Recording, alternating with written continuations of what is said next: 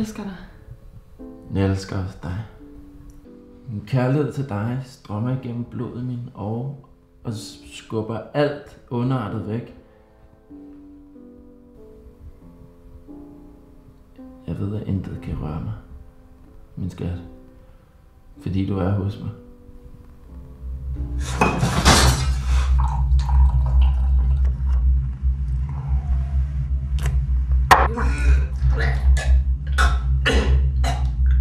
Se på dig. Se, hvad du er blevet. Se, hvad du har opnået med dit liv. Er du stolt, når du vågner om morgenen? Du lider, siger du. Bruger alkoholen til at dulme din smerte. Forstår du da ikke, at alkoholen er din smerte? Se, hvad du havde engang. Så smuk hun var. Og du så lykkelig.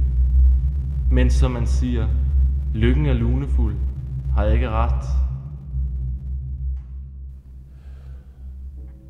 Så tal dog til mig. Sig et eller andet. Bare et eller andet. Din stilhed gør mig sindssyg. Forstår du ikke, at jeg elsker dig? Jeg ved godt, at jeg har været fraværende på det sidste. Men lige så snart jeg har løst den her sag, bare den her ene, så lover jeg dig, at jeg er entydigt din igen. Men du må forstå, at den kræver al min tid lige nu. Og pengene, dem har du heller ikke noget imod. Hvad? Hvem var det, der absolut ville bo ved vandet? Husker du det? Jeg savner dig. Forstår du det? Jeg savner dig helt ind til maven. Jeg savner dig så meget, at jeg får åndet noget. Du forsømmer mig. Du lader mig være her. Helt alene med fluerne og edderkopperne som et selskab. Jeg beder dig, min elskede, bliv hos mig bare i nat. Jeg mister forstanden, hvis jeg skal være her helt alene bare en dag længere.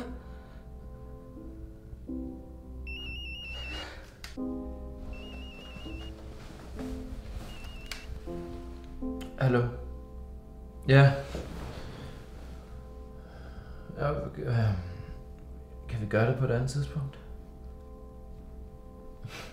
Okay. Ja, jeg forstår. Jeg kan være der om 10 minutter. Okay.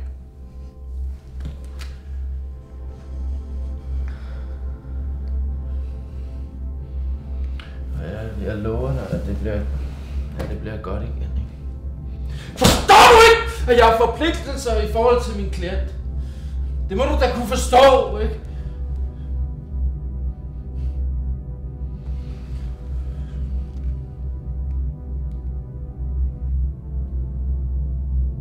Og så forlod hun dig.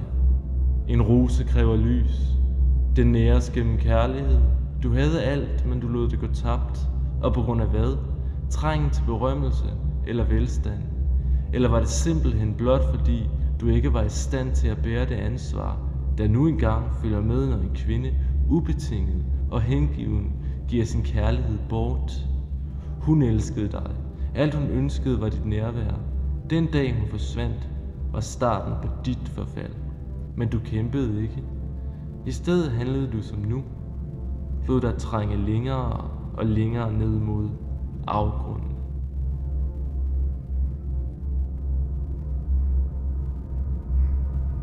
Jeg beklager, herre, men vi har desværre konstateret, at du har kræft.